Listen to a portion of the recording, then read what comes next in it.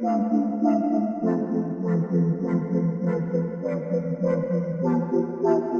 into Talk the Dog, the show where we find a bone to pick and a take to give. These are not hot takes. These is dog takes. Can I talk that dog? What's up? You really like that?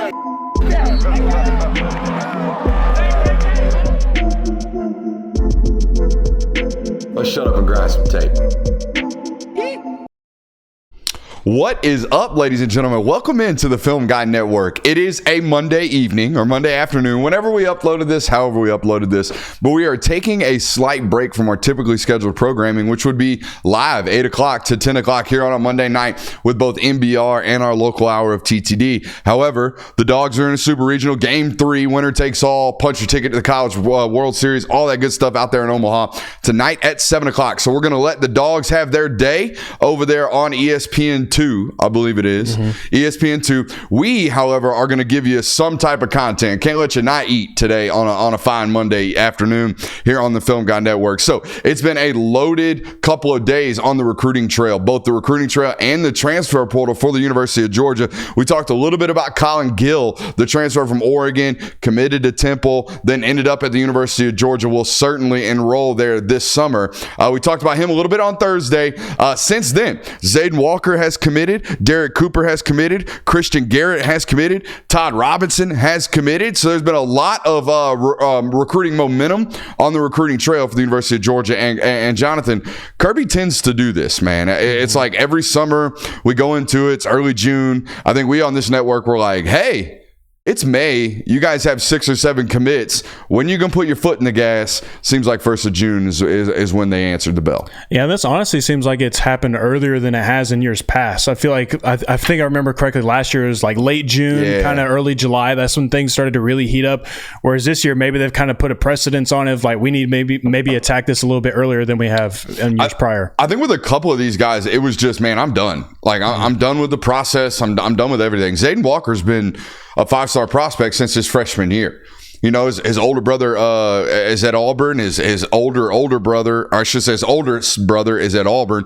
His older brother is at South Carolina. This is a family that's gone through this process, you know, a bunch. They understand what it is. They understand, you know, what you need to prioritize and all that good stuff. And it seemed like he wanted to be done with things. I'm it. And I'm over this whole entire situation. I don't want to take any more official visits. I know I want to go to Georgia. I'm going to Georgia. Christian Garrett, probably a similar situation you would imagine. I think with Garrett, it was more of, you know, I better get this spot.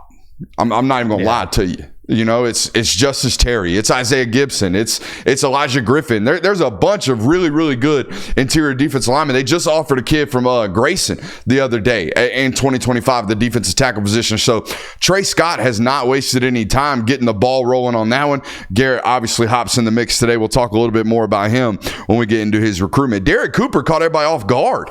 I mean, that was a 2026 athlete, probably going to play running back in college, that committed kind of out of nowhere during the OT7 finals out there in that 7-on-7 tournament. He pops. Everybody's kind of caught off guard. John Garcia beat everybody's ass on that one. So shout out to John Garcia, a former colleague of mine and certainly a friend of mine. He did a great work on that article. We will give you his highlight tape as well. Bit of an athlete projection there. Wants to play running back in college. There's also a storyline there to be talked about with his mom.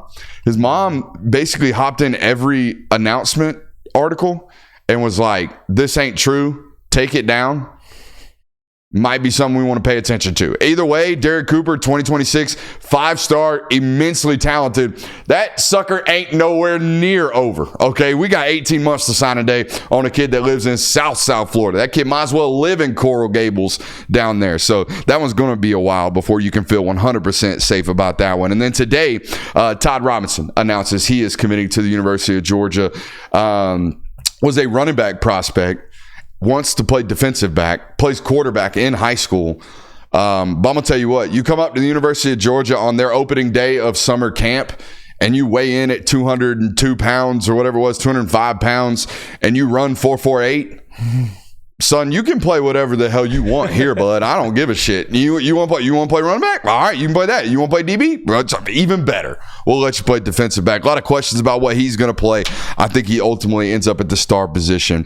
Who do we want to start with? We already watched Zayden. We did a real interesting breakdown on Zayden. If you did not watch Thursday's live show, you need to go back and check that out. Who you want to do? You want to do Derek Cooper, Christian Garrett, or Todd Robinson first? We got Derek Cooper up there. Let's start with him.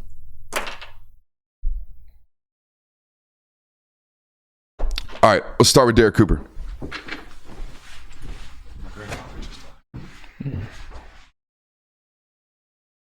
All right, here is the Derek Cooper tape. Got to unmute myself. Here is the Derek Cooper tape. All right, let's take a look. Now, playing a lot of different positions in high school football right now. I believe that this first clip is him playing defensive back. Yep. So we're going to see really good ball skills early on in these clips right here. All right. Now, I believe he plays for Chaminade Prep down there, which is the same high school Jeremiah Smith went to. Okay.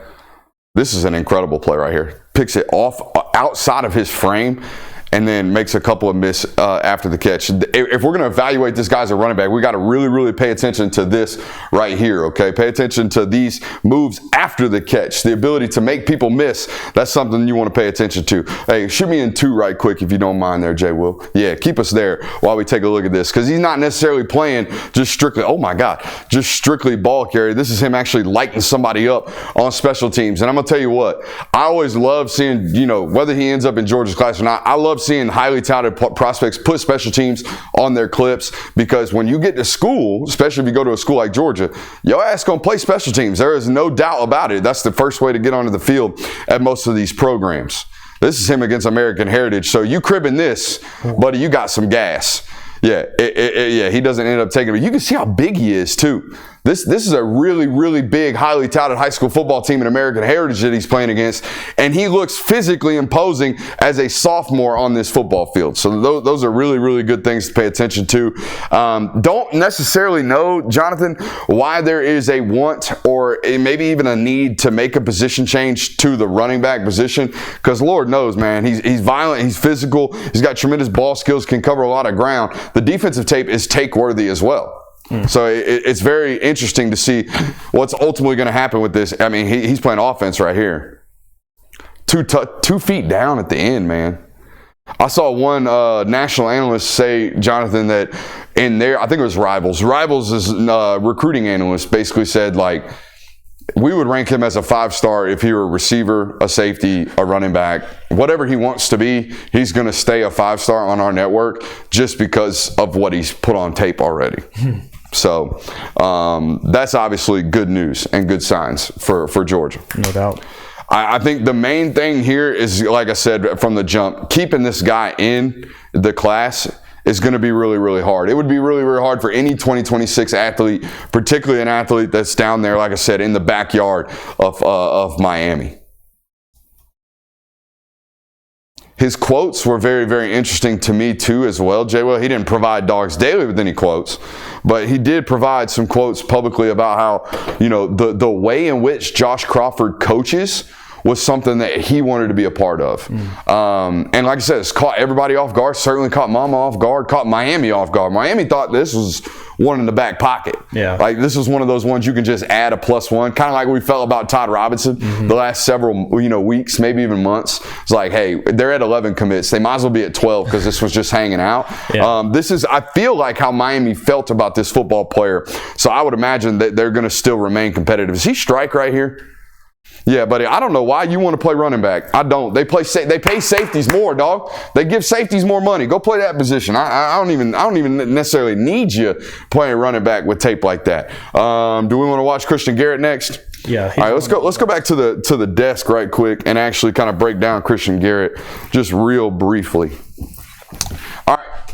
So, Christian Garrett, I believe, don't quote me on this, but I believe Christian Garrett got his offer from the University of Georgia either going into his sophomore year, certainly before he ever put pads on for his sophomore year. So this has been a very early on offer kid from Prince Avenue Christian, right down the road from the University of Georgia. However, the only thing I will say about this guy, and I've seen him 5 or 6 times, he doesn't necessarily fit the physical mold of a defensive tackle at the University of Georgia. Now, he fits the thresholds. Like, we have thresholds at every position as an evaluation department, right? And to me, the threshold at the University of Georgia for defensive tackles is anywhere at, near, or around 6'3". He might be 6'2 3/4. Like, if he's 6'3", it's in cleats or it's in a good pair of socks. I think the threshold's about 285 pounds. Like Devontae Wyatt played at 285 pounds. But we really want you about 6'4", 300, right? That's what Warren Brinson is. That's what Jalen Carter is. That's what Kristen Miller is. This guy comes just in under that threshold. The tape that we're going to watch, I would say about 6'2 3/4, about 275. However, really, really good athlete. For the size that he is a much more slotted to be a traditional 3 tech, maybe even lose some more weight, play 4-eye, maybe be like a Malik Herring type football player.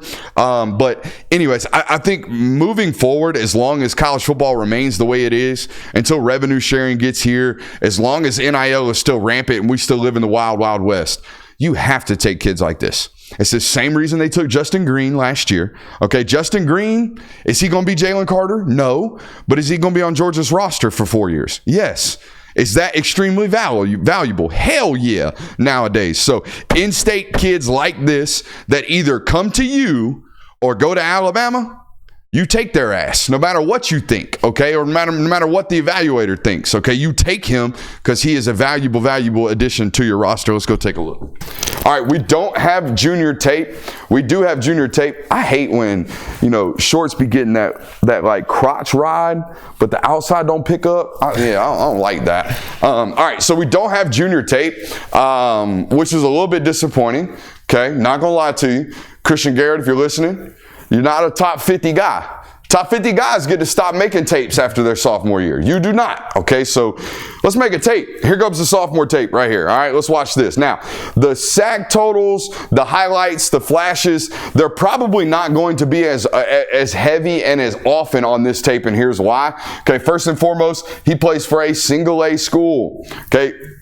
Perhaps the most important thing here is he's the only Division I body on the line of scrimmage here. Okay, so transition period, yes, we got to pay attention to that, but also you're just not going to have a ton of production because you're not going to get a lot of one-on-ones. Okay, you're going to get a lot of 2-on-1. You're going to get a lot of 3-on-1 because you are indeed the best player on the football field or the hardest player to stop on the football field. Some violent hands there as he sheds that block and then continues. We didn't run this back. My bad. Let's go back to the very start.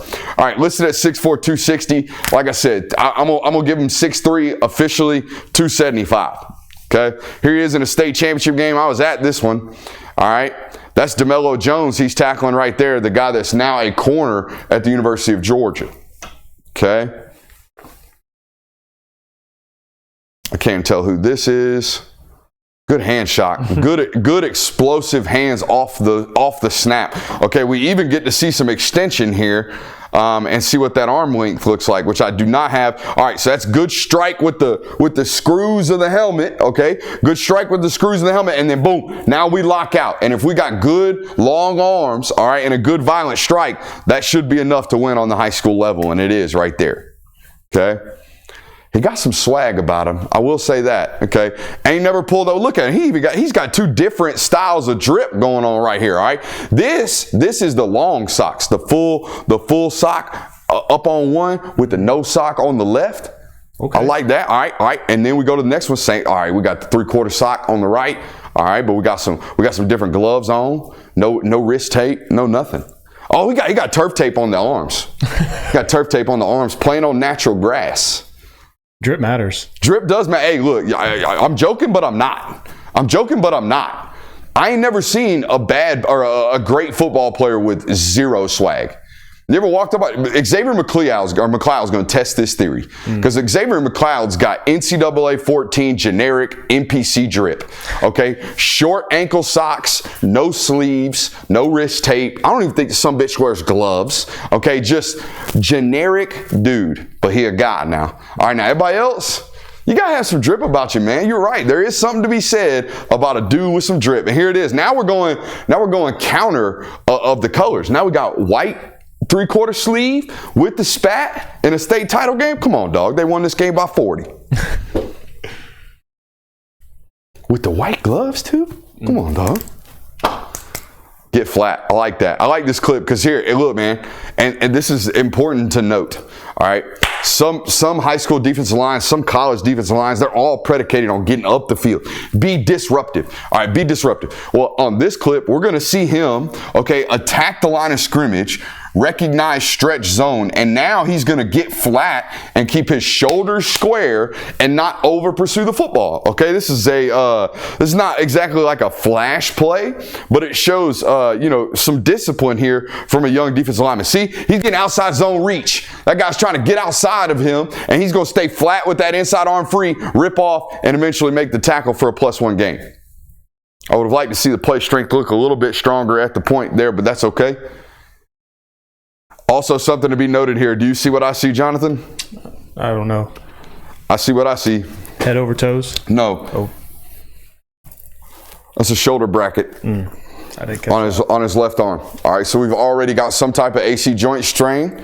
We've already got some type of meniscus issue or some type of, labrum, okay, some type of labrum, something going on right here. We're coming into college with a shoulder injury. That's not something to be worried about. He's already got the prerequisite. You know what I mean?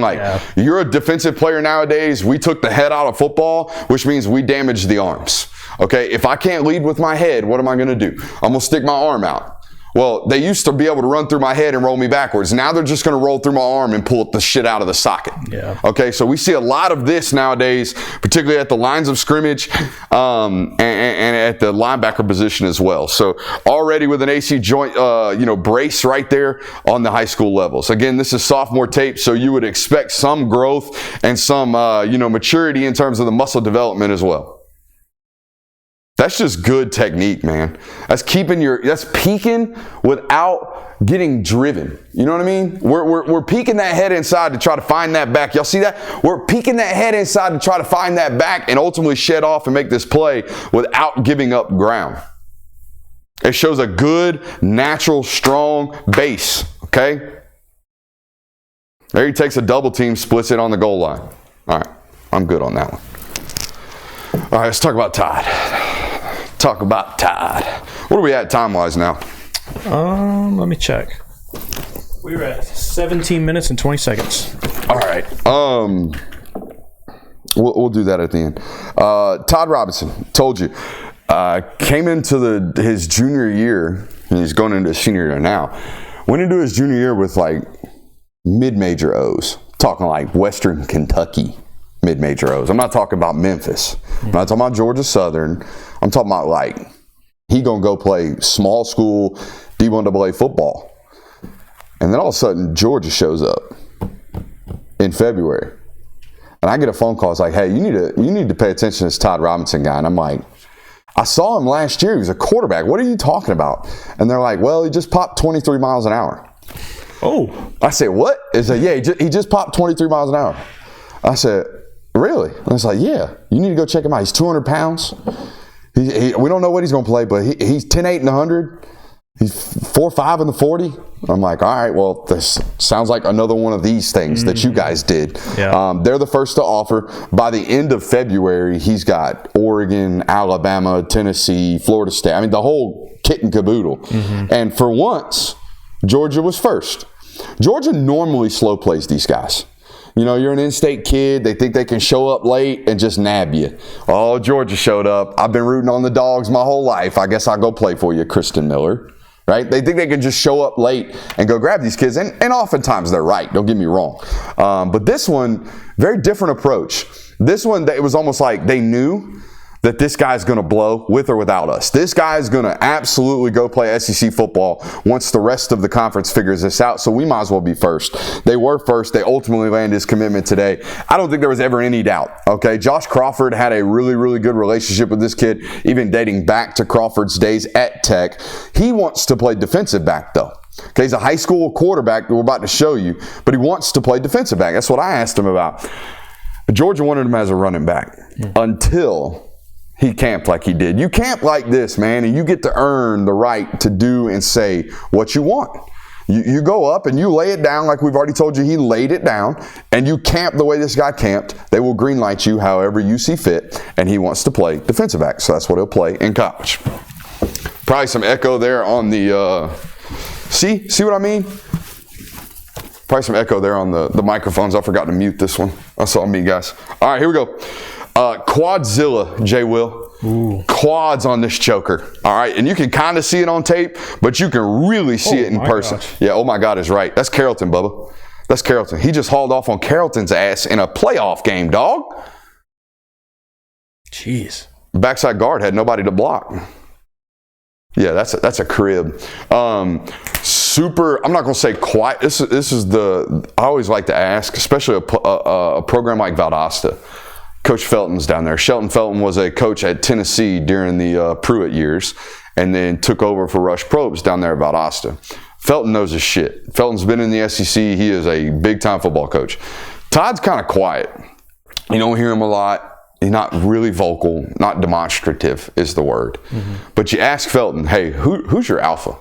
When shit ain't going right, who's the one that's going to grab somebody and put their shit in order?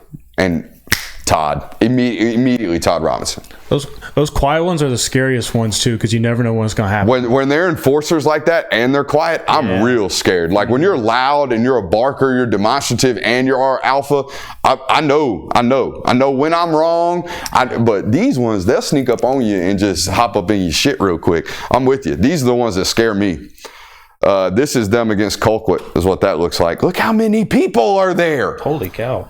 Or that might be Lowndes. That's why there's so many people there. Yeah, buddy. Yeah, buddy. That's insane. You can see why the running back projection makes sense. Yeah. However, I've been to Valdosta, Georgia multiple times over the last 10 years of my life.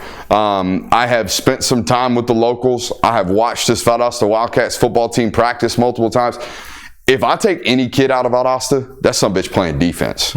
Okay, these kids are so tough. They love football so much that they're willing to stick their nose places where others are not. And that is extremely valuable on the defensive side of the football. So, and there it is. You can see how thick he is right there. Mm-hmm. I mean, look at his quads. Not to do it, but look how big his quads are. You know what I mean? You can see how thick his uppers are as well. This is a big kid to be running this fast. I think he went for like 1,800 and almost 2,000 last year. 1,800 passing, almost 2,000 rushing.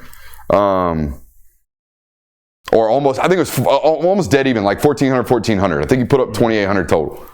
But there was a lot of those big explosives from the quarterback position running the football.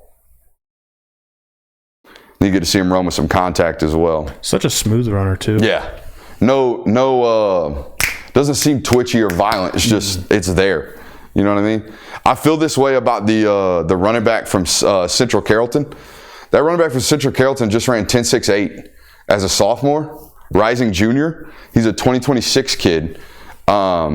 Nowhere on the tape do I see 10.68 except for like 20 to 60. Mm-hmm. When he gets into open field just like this, you're like, oh, you're not catching that guy. Yeah. But the 0 to 20 in a 10.68 guy, it should look almost like Nate Frazier tape. You know what I mean? Where it's like immediately and then the long speed.